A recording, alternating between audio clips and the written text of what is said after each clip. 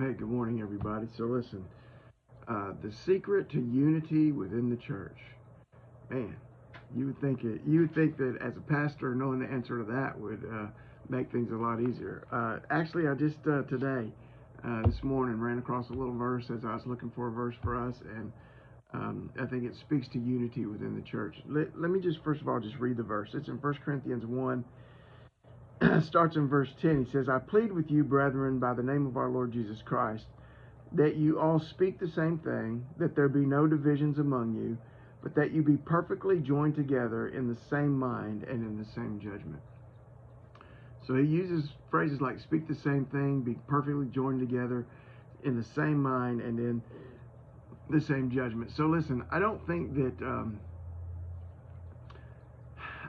he means we have to think alike, look alike, act alike. I don't talk alike. I really don't think that it is that we're all to be the same little robot that all does the same thing. But there is to be a unity among the people of God and among the body of Christ. And that unity is a unity that's built on a single purpose and a single focus. And yesterday we talked about coming and walking together. I think it was yesterday as we pursued the Lord together.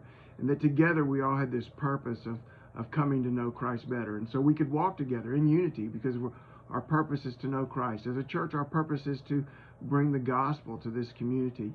And so we come together under a single purpose, which is to be God's church and God's body, Christ's body right here in this community among us. But we differ on so many things. In fact, if you read on in this passage, their divisions were about leadership. They said, I follow Apollos, I follow Paul, I follow whoever.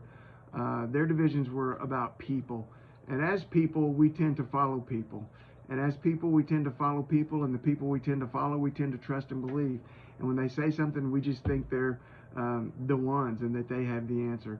The truth is, they're still just people. And following well, following people is not the answer, I guess.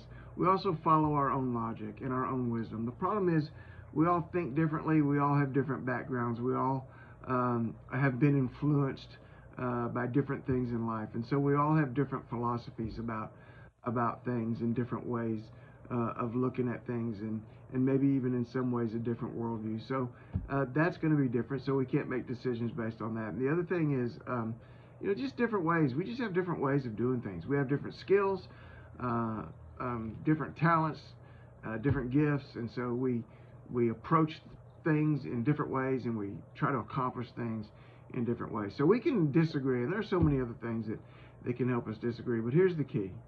The key is that we focus on Christ.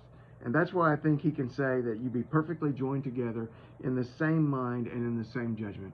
Because listen, Christ is not going to tell you something different than he tells me. Christ is not going to lead you in a way different than he's going to lead me.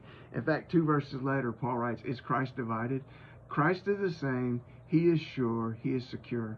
And the secret to us being united together is for all of us, both of us individually and both of us collectively, to be seeking the will of God and the will of Christ in our lives and in our church.